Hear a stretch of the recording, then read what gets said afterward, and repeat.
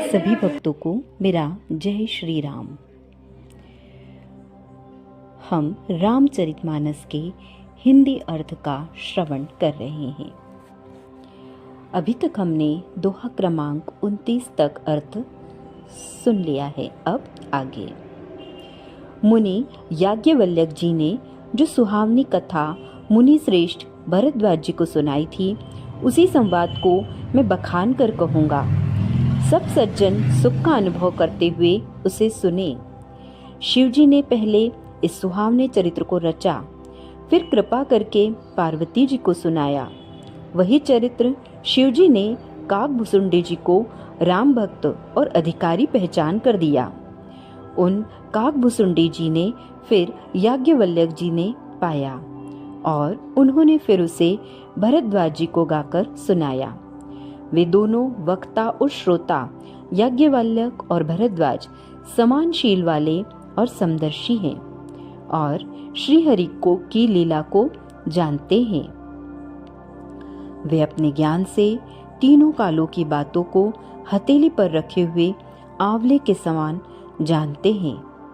और भी जो सुजान भगवान की लीलाओं का रहस्य जानने वाले हरि भक्त हैं, वे इस चरित्र को नाना प्रकार से कहते, सुनते और समझते हैं।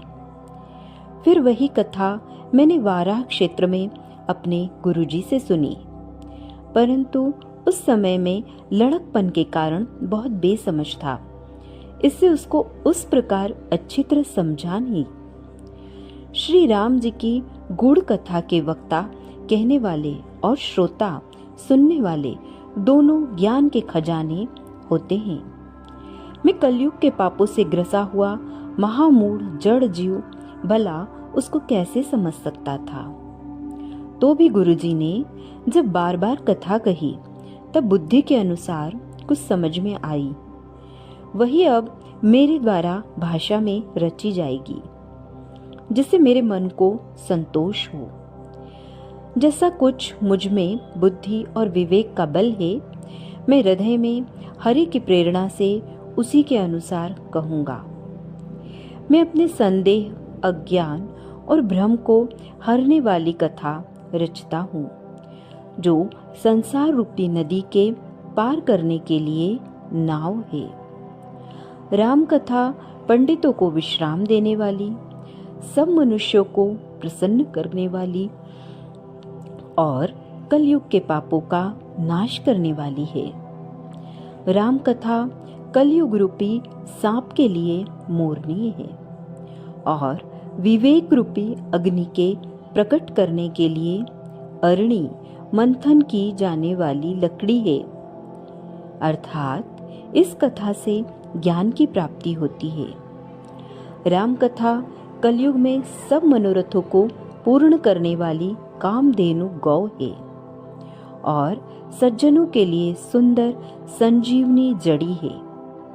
पृथ्वी पर यही अमृत की नदी है, जन्म मरण रूपी भय का नाश करने वाली और ब्रह्म रूपी मेंढकों को खाने के लिए सर्पिणी है। यह राम कथा असुरों की सेना के समान नरकों का नाश करने वाली और साधु रूप देवताओं के कुल का हित करने वाली पार्वती है। यह संत समाज रूपी क्षीर समुद्र के लिए लक्ष्मी जी के समान है और संपूर्ण विश्व का भार उठाने में अचल पृथ्वी के समान है। यमदूतों के मुख पर कालिख लगाने के लिए यह जगत में यमुना जी के समान है और जीवों को मुक्ति देने के लिए मानो काशी ही है। यह श्री राम जी की पवित्र तुलसी के समान प्रिय है और तुलसीदास के लिए हुलसी के समान हृदय से हित करने वाली है। यह राम कथा शिव जी को नर्मदा जी के समान प्यारी है। यह सब सिद्धियों की तथा सुख संपत्ति की राशि है। सद्गुण रूपी देवताओं से के उत्पन्न और पालन पोषण करने के लिए माता अदिति के समान है। श्री रघुनाथ जी की भक्ति और प्रेम की परम सीमा सी है। तुलसीदास जी कहते हैं कि राम कथा मंदाकिनी नदी है, सुंदर निर्मल चित्त चित्रकूट है और सुंदर स्नेही वन है जिसमें श्री सीताराम जी विहार करते हैं। श्री रामचंद्र जी का चरित्र सुंदर चिंतामणि है और संतों की सुबुद्धि रूपी स्त्री का सुंदर श्रृंगार है। श्री रामचंद्र जी के गुण समूह जगत का कल्याण करने वाले और मुक्ति, धन, धर्म और परम धाम के देने वाले हैं। ज्ञान, वैराग्य और योग के लिए सद्गुरु हैं और संसार रूपी भयंकर रोग का नाश करने के लिए देवताओं के वैद्य अश्विनी कुमार के समान है। ये श्री सीता राम जी के प्रेम के उत्पन्न करने के लिए माता पिता हैं और संपूर्ण व्रत, धर्म और नियमों के बीज हैं। पाप, संताप और शोक का नाश करने वाले तथा इस लोक और परलोक के प्रिय पालन करने वाले हैं। विचार रूपी राजा के शूरवीर मंत्री और लोभ रूपी अपार समुद्र के सोखने के लिए अगस्त्य मुनि हैं। भक्तों के मन रूपी वन में बसने वाले काम, क्रोध और कलयुग के पाप रूपी हाथियों के मारने के लिए सिंह के बच्चे हैं। शिव जी के पूज्य और प्रियतम अतिथि हैं और दरिद्रता रूपी दावानल के बुझाने के लिए कामना पूर्ण करने वाले मेघ हैं। विषय रूपी सांप का जहर उतारने के लिए मंत्र और महामणि है। ये ललाट पर लिखे हुए कठिनता से मिटने वाले बुरे लेखों को मिटा देने वाले हैं। अज्ञान रूपी अंधकार के हरण करने के लिए सूर्य किरणों के समान और सेवक रूपी धान के पालन करने में मेघ के समान है। मनोवांछित वस्तु देने में श्रेष्ठ कल्प वृक्ष के समान है और सेवा करने में हरिहर के समान सुलभ और सुख देने वाले हैं। सुकवि रूपी शरद ऋतु के मन रूपी आकाश को सुशोभित करने के लिए तारागण के समान और श्री राम जी के भक्तों के तो जीवन धन ही है। संपूर्ण पुण्यों के फल महान भोगों के समान है। जगत का छल रहित हित करने में साधु संतों के समान है। सेवकों के मन रूपी मान सरोवर के लिए हंस के समान और पवित्र करने में गंगा जी की तरंग मालाओं के समान है। श्री राम जी के गुणों के समूह कुमार्ग, कुतर्क, कुचाल और कलयुग के कपट, दम और पाखंड के जलाने के लिए वैसे ही है जैसे ईंधन के लिए प्रचंड अग्नि। रामचरित्र पूर्णिमा के चंद्रमा की किरणों के समान सभी को सुख देने वाले हैं, परंतु सज्जन रूपी कुमुदनी और चकोर के चित्त के लिए तो विशेष हितकारी और महान लाभदायक है। जिस प्रकार श्री पार्वती जी ने श्री शिव जी से प्रश्न किया और जिस प्रकार से श्री शिव जी ने विस्तार से उसका उत्तर कहा, वह सब कारण मैं विचित्र कथा की रचना करके गाकर कहूँगा। जिसने यह कथा पहले न सुनी हो वह इसे सुनकर आश्चर्य न करे। जो ज्ञानी इस विचित्र कथा को सुनते हैं वे यह जानकर आश्चर्य नहीं करते कि संसार में राम कथा की कोई सीमा नहीं है। उनके मन में ऐसा विश्वास रहता है। नाना प्रकार से श्री रामचंद्र जी के अवतार हुए हैं और 100 करोड़ तथा अपार रामायण है। कल्पभेद के अनुसार श्री हरि के सुंदर चरित्रों को मुनीश्वरों ने अनेकों प्रकारों से गाया है। हृदय में ऐसा विचार कर संदेह न कीजिए और आदर सहित प्रेम से इस कथा को सुनिए। श्री रामचंद्र जी अनंत हैं, उनके गुण भी अनंत हैं और उनकी कथाओं का विस्तार भी असीम है। अतएव जिनके विचार निर्मल हैं वे इस कथा को सुनकर आश्चर्य नहीं मानेंगे। इस प्रकार सब संदेहों को दूर करके और श्री गुरु जी के चरण कमलों की रज को सिर पर धारण करके मैं पुनः हाथ जोड़कर सबकी विनती करता हूँ, जिससे कथा की रचना में कोई दोष स्पर्श न करने पावे। अब मैं आदर पूर्वक श्री शिव जी को सिर नवाकर श्री रामचंद्र जी के गुणों की निर्मल कथा कहता हूँ। श्री हरि के चरणों पर सिर रखकर संवत 1631 में इस कथा का आरंभ करता हूँ। चैत्र मास की 9वीं तिथि मंगलवार को श्री अयोध्या जी में यह चरित्र प्रकाशित हुआ, जिस दिन श्री राम जी का जन्म होता है। वेद कहते हैं कि उस दिन सारे तीर्थ वहां श्री अयोध्या जी में चले आते हैं।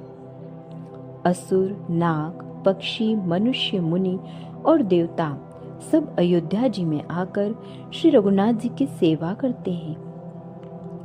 बुद्धिमान लोग जन्म का महोत्सव मनाते हैं और श्री राम जी की सुंदर कीर्ति का गान करते हैं। सज्जनों के बहुत से समूह उस दिन श्री सरयू जी के पवित्र जल में स्नान करते हैं और हृदय में सुंदर श्याम शरीर श्री रघुनाथ जी का ध्यान करके उनके नाम का जप करते हैं।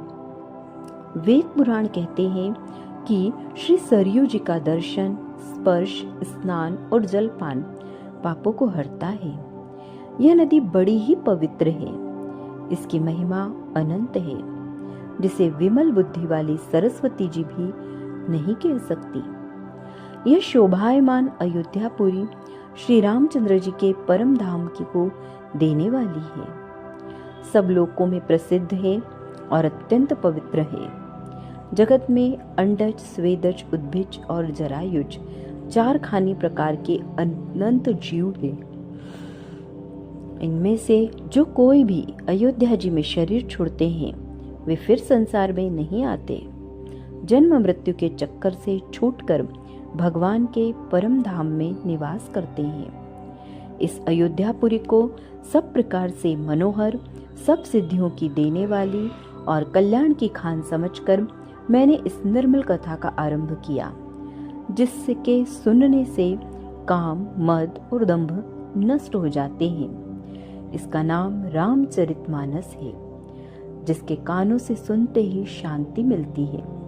मन रूपी हाथी विषय रूपी दावानल में जल रहा है। वह यदि इस श्री रामचरितमानस रूपी सरोवर में आ पड़े तो सुखी हो जाए। यह रामचरितमानस मुनियों का प्रिय है। इस सुहावने और पवित्र मानस की शिव जी ने रचना की। यह तीनों प्रकार के दोषों, दुखों और दरिद्रता को तथा कलयुग की कुचालों और सब पापों का नाश करने वाला है। श्री महादेव जी ने इसको रचकर अपने मन में रखा था और सुअवसर पाकर पार्वती जी से कहा। इसी से शिव जी ने इसको अपने हृदय में देखकर और प्रसन्न होकर इसका सुंदर रामचरितमानस नाम रखा। मैं उसी सुख देने वाली सुहावनी राम कथा को कहता हूँ। हे सज्जनों, आदर पूर्वक मन लगाकर इसे सुनिए। यह रामचरितमानस जैसा है, जिस प्रकार बना है और जिस हेतु से जगत में इसका प्रचार हुआ, अब वही सब कथा मैं श्री उमा महेश्वर का स्मरण करके कहता हूँ। श्री शिव जी की कृपा से उनके हृदय में सुंदर बुद्धि का विकास हुआ, जिससे यह तुलसीदास श्री रामचरितमानस का कवि हुआ। अपनी बुद्धि के अनुसार तो वह इसे मनोहर ही बनाता है, किंतु फिर भी हे सज्जनों, सुंदर चित्त से सुनकर इसे आप सुधार लीजिए।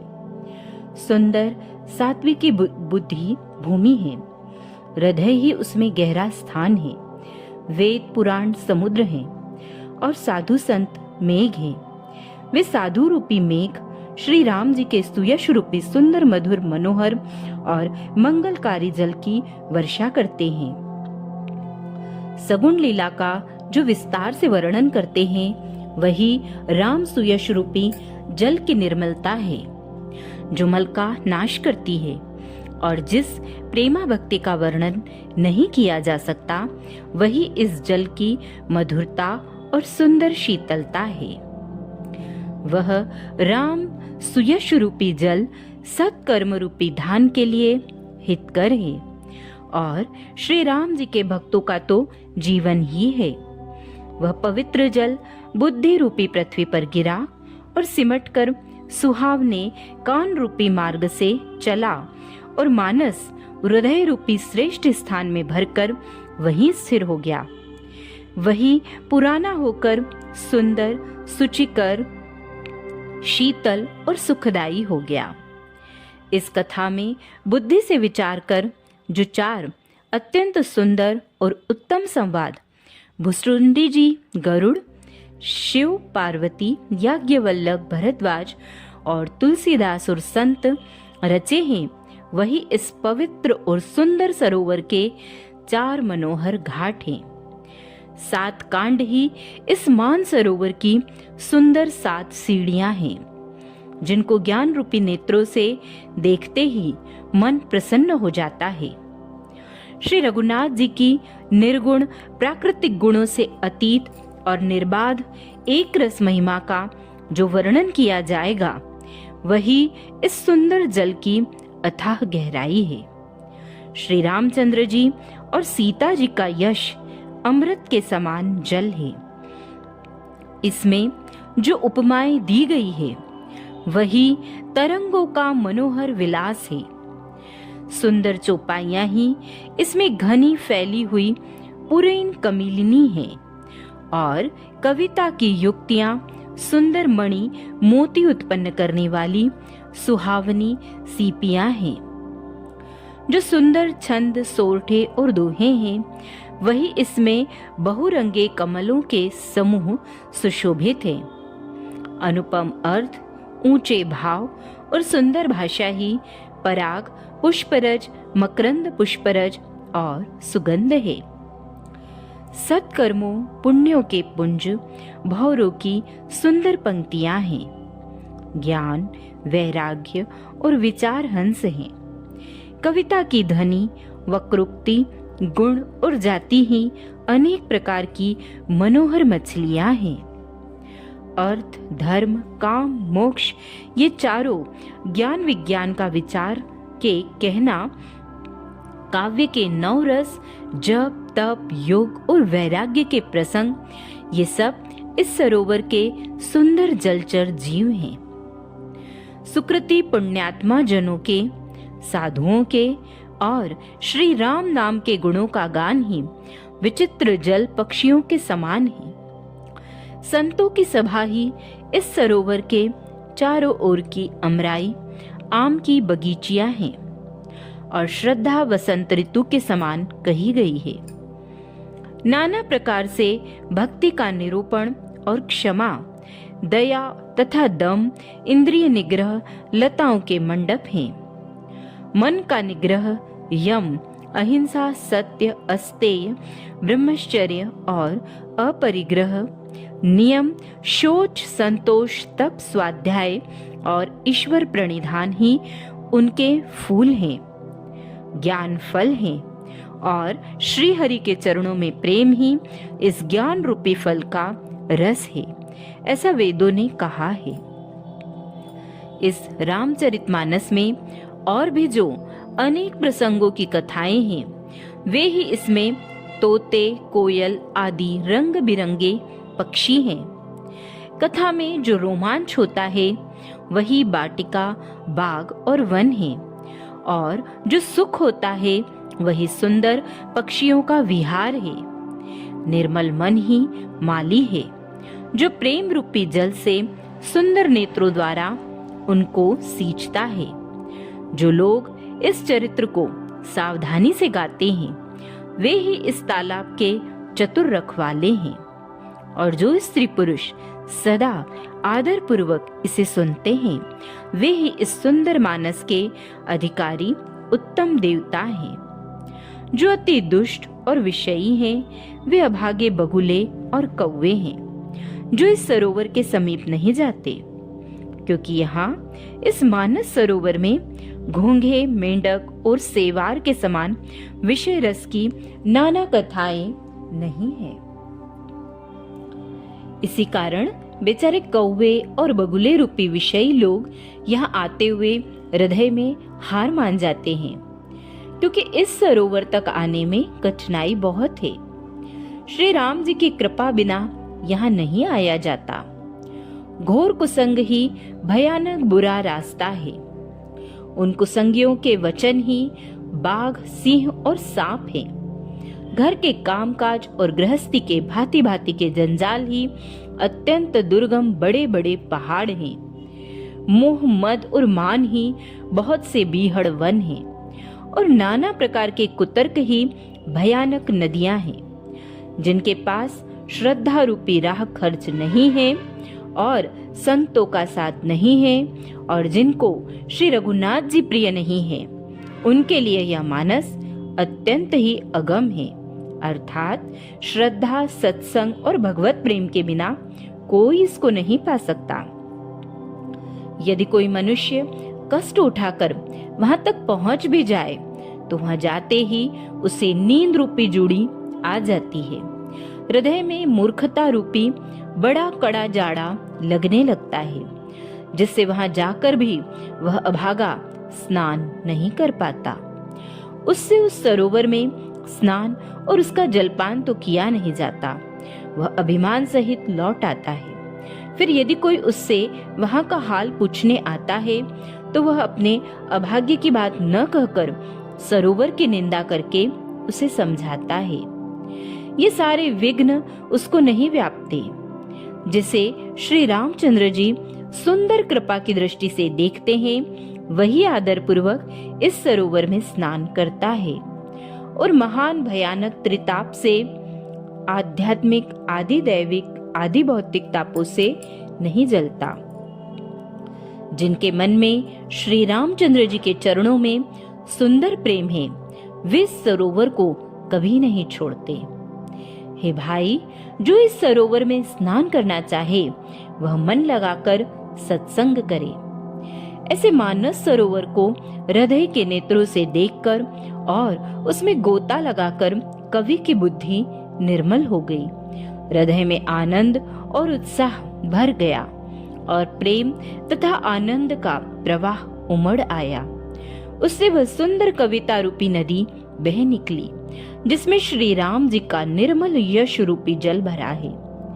इस कविता रूपिणी नदी का नाम सरयू है, जो संपूर्ण सुंदर मंगलों की जड़ है। लोकमत और वेदमत इसके दो सुंदर किनारे हैं। यह सुंदर मानस सरोवर की कन्या सरयू नदी बड़ी पवित्र है और कलयुग के छोटे बड़े पाप रूपी तिनकों और वृक्षों को जड़ से उखाड़ फेंकने वाली है। तीनों प्रकार के श्रोताओं का समाज ही इस नदी के दोनों किनारों पर बसे हुए पूर्वे गांव और नगर हैं और संतों की सभा ही सब सुंदर मंगलों की जड़ अनुपम अयोध्या जी है। सुंदर कीर्ति रूपी सुहावनी सरयू जी राम भक्ति रूपी गंगा जी में जा मिली। छोटे भाई लक्ष्मण सहित श्री राम जी के युद्ध का पवित्र यश रूपी सुहावना महानद सोन उसमें आ मिला। दोनों के बीच में भक्ति रूपी गंगा जी की धारा ज्ञान और वैराग्य के सहित शोभित हो रही है। ऐसी तीनों तापों को डराने वाली यह तिमुहानी नदी राम स्वरूप रूपी समुद्र की ओर जा रही है। इस कीर्ति रूपी सरयू का मूल मानस श्री रामचरित है और यह राम भक्ति रूपी गंगा जी में मिली है। इसलिए सुनने वालों सज्जनों के मन को पवित्र कर देगी। इसके बीच बीच में जो भिन्न भिन्न प्रकार की विचित्र कथाएं हैं, वे ही मानो नदी तट के आसपास के वन और बाग हैं। श्री पार्वती जी और शिव जी के विवाह के बराती इस नदी में बहुत प्रकार के असंख्य जलचर जीव हैं। श्री रघुनाथ जी के जन्म की आनंद बधाइयां ही इस नदी के भंवर और तरंगों की मनोहरता है। चारों भाइयों के जो बाल चरित हैं, वे ही इसमें खिले हुए रंग बिरंगे बहुत से कमल हैं। महाराज श्री दशरथ जी तथा उनकी रानियों और कुटुंबियों के सत्कर्म ही भ्रमर और जल पक्षी हैं। श्री सीता जी के स्वयंवर की जो सुंदर कथा है, वही इस नदी में सुहावनी छवि छा रही है। अनेकों सुंदर विचारपूर्ण प्रश्न ही इस नदी की नावें हैं और उनके विवेक युक्त उत्तर ही चतुर केवट हैं। इस कथा को सुनकर पीछे जो आपस में चर्चा होती है, वही इस नदी के सहारे सहारे चलने वाले यात्रियों का समाज शोभा पा रहा है। परशुराम जी का क्रोध इस नदी की भयानक धारा है और श्री रामचंद्र जी के श्रेष्ठ वचन ही सुंदर बंधे हुए घाट है। भाइयों सहित श्री राम लक्ष्मण जी के विवाह का उत्साह ही इस कथा नदी की कल्याणकारिणी बाढ़ है, जो सभी को सुख देने वाली है। इसके कहने सुनने में जो हर्षित और पुलकित होते हैं, वे ही पुण्यात्मा पुरुष हैं, जो प्रसन्न मन से इस नदी में नहाते हैं। श्री रामचंद्र जी के राज तिलक के लिए जो मंगल साज सजाया गया, वही मानो पर्व के समय इस नदी पर यात्रियों के समूह इकट्ठे हुए हैं। केकई की कुबुद्धि ही इस नदी में काई है, जिसके फलस्वरूप बड़ी भारी विपत्ति आ पड़ी। संपूर्ण अनगिनत उत्पादों को शांत करने वाला भरत जी का चरित्र नदी तट पर किया जाने वाला जप यज्ञ है। कलयुग के पापों और दुष्टों के अवगुणों के जो वर्णन है, वे इस नदी के जल का कीचड़ और बगुले कौवे हैं। यह कीर्ति रूपिणी नदी छहों ऋतुओं में सुंदर है। सभी समय यह परम सुहावनी और अत्यंत पवित्र है। इसमें शिव पार्वती का विवाह हेमंत ऋतु है। श्री रामचंद्र जी के जन्म का उत्सव सुखदायी शिशिर ऋतु है। श्री रामचंद्र जी के विवाह समाज का वर्णन ही आनंद मंगलमय ऋतुराज वसंत है। श्री राम जी का वनगमन दुसह ग्रीष्म ऋतु है और मार्ग की कथा ही कड़ी धूप और लू है। राक्षसों के साथ घोर युद्ध ही वर्षा ऋतु है, जो देवकुल रूपी धान के लिए सुंदर कल्याण करने वाली है। रामचंद्र जी के राज्यकाल का